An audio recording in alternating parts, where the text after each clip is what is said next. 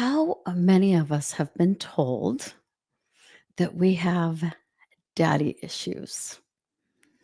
I know that for me, those daddy issues and that phrase, that label is actually what we call a father wound. We are going to get into some of the behaviors that show up in our life when we are going through life with unprocessed and unhealed daddy issues. Welcome to the Soul Wide Open podcast with your host, author, and certified trauma informed coach Michelle Renee. I know that my dad didn't have the tools and never, really understood the work that he needed to do within himself to heal from his own trauma wounds. He didn't have the tools to go and do that. And what that ended up creating was these behavior type patterns, living with somebody who's volatile, living with somebody who, when you're walking around the house, you never know when you're going to step on a landmine. You never knew when he was going to blow up. And one day you could do something and it would be okay. The next day it wouldn't. So it was just a very anxiety provoking atmosphere. And one of the big things that ended up coming out of that is any time that we would do the dishes or we would clean the house or we would kind of do something, to make him happy or make him proud or whatever, if it wasn't to his satisfaction, it meant that was painful for us. So there was always this sort of, oh my gosh, is this going to be good enough? Is this going to blow up in my face? Is doing this nice thing for this person going to be appreciated, or is it going to cause me pain? Am I going to be praised for it, or am I going to be really just smacked down for it? And that over time, at least for me and in so many other people who survived sort of a traumatic childhood, traumatic incidents, even, traumatic, toxic relationships, marriages, things like that, we end up developing this avoidance behavior and this kind of procrastination behavior. Not all procrastination is due to some sort of trauma. That's not what I'm saying. But I'm saying is so many of us, we don't understand or know where this avoidance behavior came from. What that ended up doing in my life is I was so afraid to address somebody when I knew that I needed to say something or I knew I needed to stick up for myself, or anytime I wanted to do something, nice for somebody, it was always with this anxiety about, oh my gosh, how are they going to feel about this? What's going to happen now? Is this going to be taken out of context? Is this going to be something that they're going to be upset about, or are they going to be happy about it? I just never knew because of the way that I grew up. And for so long, I avoided conversations that I needed to have. I avoided leaving situations that I needed to leave that were toxic because I was so fearful of what the outcome of that would be. And once we begin to understand and we start to really dive into not only our own behavior, but when we begin to sort of say, okay, where did this come from? This came from my dad. This came also from my mom. My mom, from everything she was dealing with raising 7 kids and being married to a really violent man and trying to keep everything together and always being in survival mode, she was really hard to approach a lot of times. So it wasn't like we had our mom to go to talk to talk to about all this stuff. She was not super emotionally available. And a lot of times she was working 2 jobs just to keep us afloat and to keep us fed on the times when my dad would disappear and then he would come back. But my dad was really a man who wasn't there to be that strong male role model in our lives to show us, you know, what that kind of a role model would look like. He was very much about himself. When we grow up with a father who is emotionally absent, just checked out, if he is physically or emotionally abusive, or if he's over self-critical. Every little thing is just dissected and nothing is ever good enough. You can imagine what kind of behaviors that begins to develop in those that were raised by him. There are long term consequences when you're raised in that type of environment. Low self esteem is one of them. Obviously, emotional pain. And then there is that performance orientation where, again, you don't know if doing your best is ever going to be good enough. Chronic anxiety, depression, really being super, super self critical with yourself, difficulty keeping really healthy boundaries in your life, in relationships, at work, and healthy boundaries even with yourself, whether it comes to eating or drinking or substances, whatever it may be. There are so many things in our lives that actually stem from the root cause of this type of upbringing by a father, any parent, but for the sake of this episode, talking about daddy issues and not having that strong male role model that's there for you that you can lean on, somebody that in your life in that role has been the exact opposite of that. If those things go unchecked, unhealed, unresolved, the plethora of issues that can arise for you throughout your entire life until you address them, until you address what we call daddy issues and this father trauma, this father wound, will plague you until you are ready to sit down and do the deep work that's required to understand where these behaviors are coming from and what you can do to get to the other side of those, where you can finally get to that place of emotional safety. I was talking to a friend of mine the other day, and we were discussing boundaries in our life. Hers in particular was one around work, and she left her job on her own. She was done with a really toxic environment that she was in.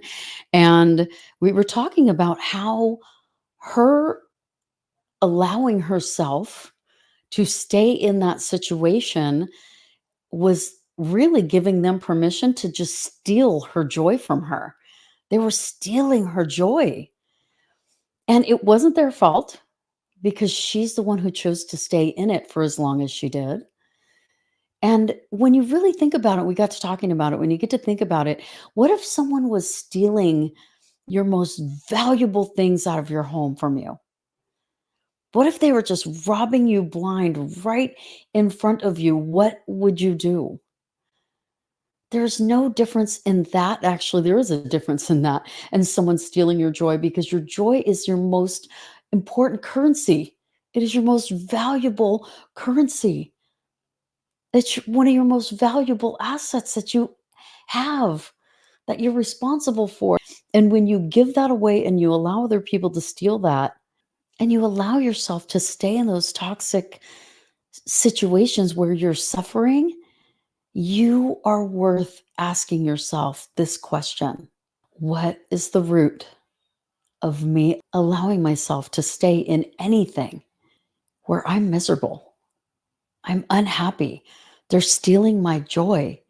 What is it about me and inside of me that I need to take a deeper look at and address and heal in order to get to a place where I can experience healthy boundaries, joyful living, gratitude?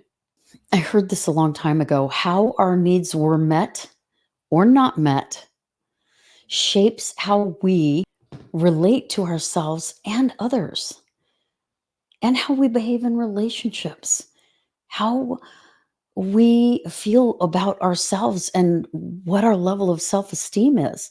It affects all of that and so much more. Daddy issues are a real thing, but what we really should be calling them are father wounds. I learned about a lot of this in my trauma informed certification. And even though I had done a lot of healing, when I was going through the certification, because I'm somebody who's experienced trauma from an experiential perspective, but I really wanted to understand trauma from a more intellectual perspective. So when I was going through the certification course, I learned so much about myself. It was about wanting to learn as much as I could to help other people and talk about it intelligently on this podcast, on this show. But what ended up happening, I ended up learning so much that was so valuable for me in my own life, for me to put into play in my own life that has been absolutely invaluable.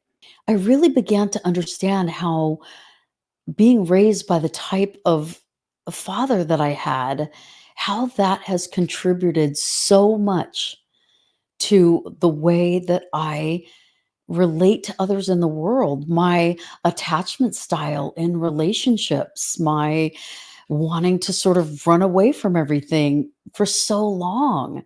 I never really experienced as much of the procrastination side of it, which is such a big part of not wanting to tackle a task or have a conversation that is bringing up a certain trigger that reminds you of an uncomfortable situation that is an unresolved trauma or an unresolved situation for you.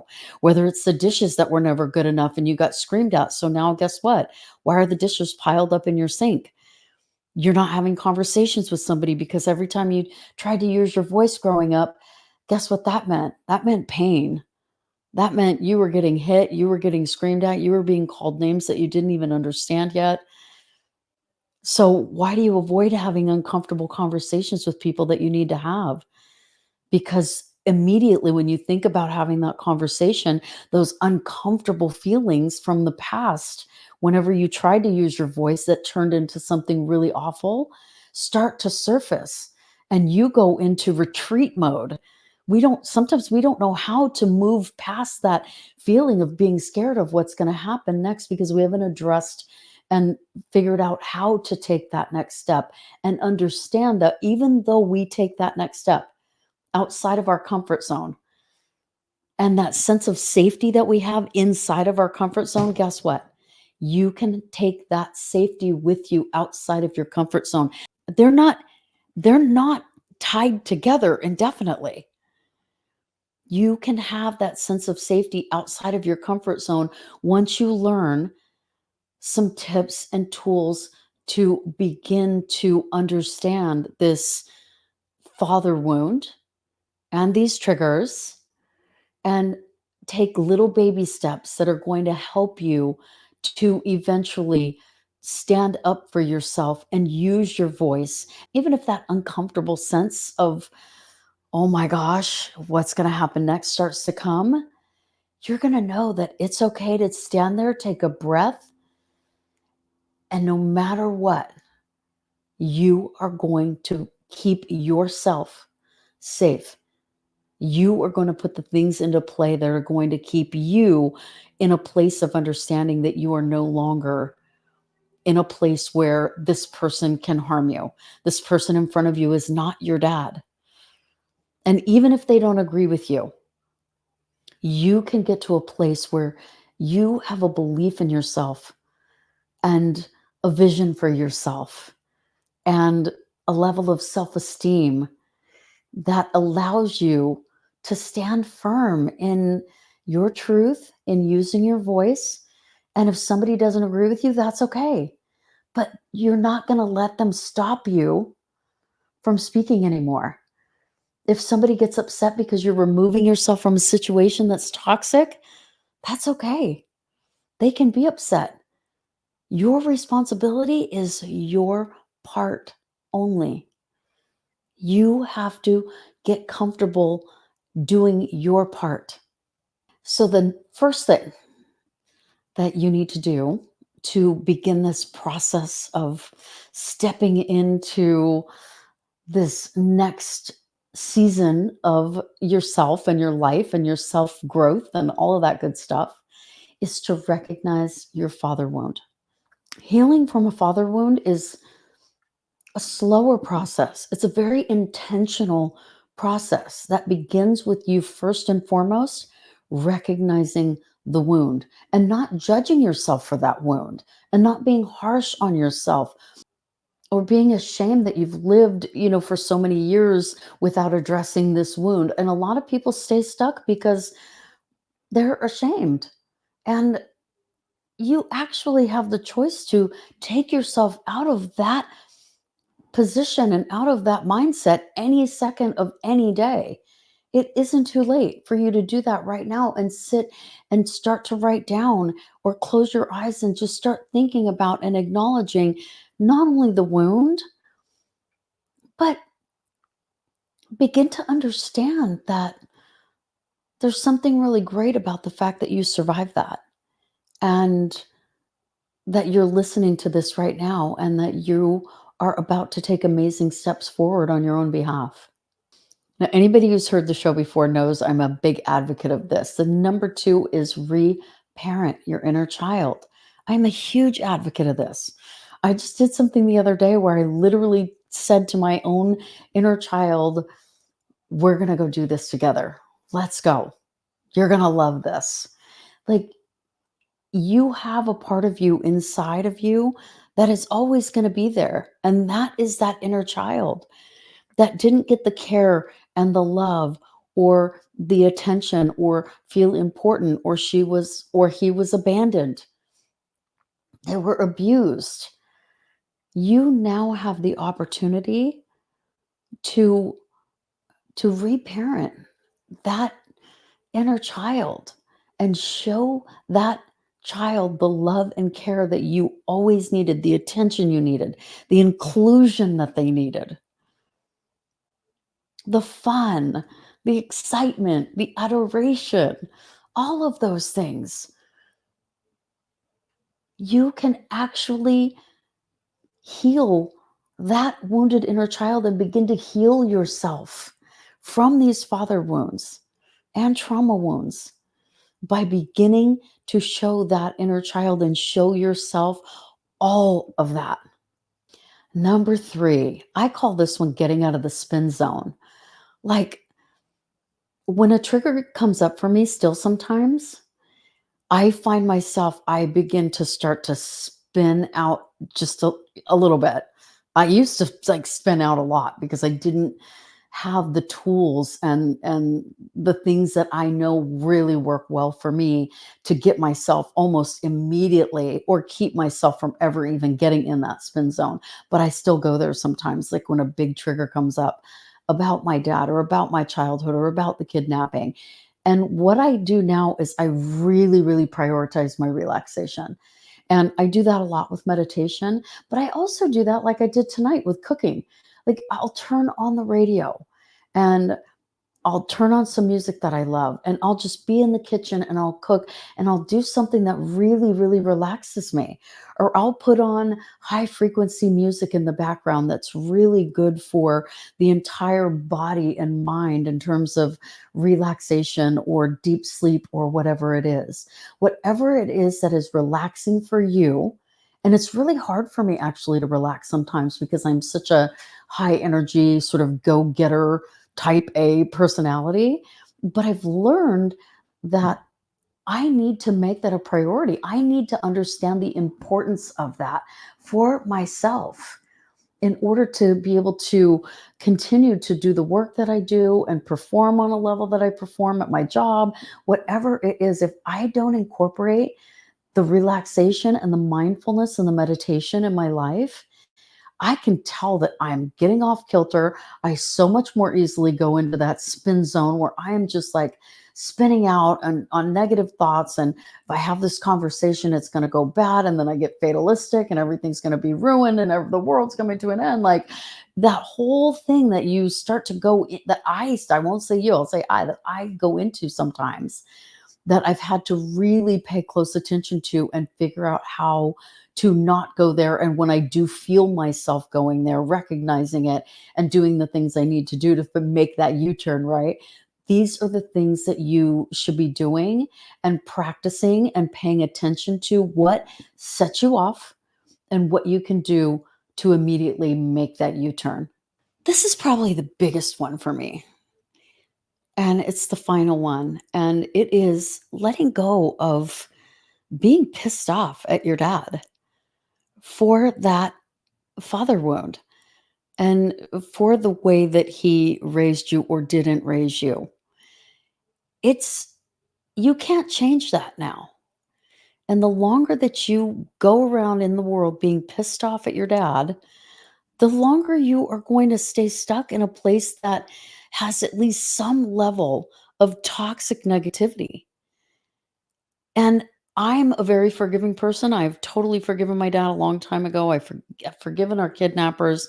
I am a total person that believes in the power of forgiveness and opening up that space in my heart and my soul and in my life to fill with other things that are positive. I do not believe in hanging on to things that are negative or holding grudges or staying pissed off or any of that. I will speak my piece, and when I'm done speaking my piece, I'm done. If you ask me about it the next day, I'm kind of like, what are you talking about?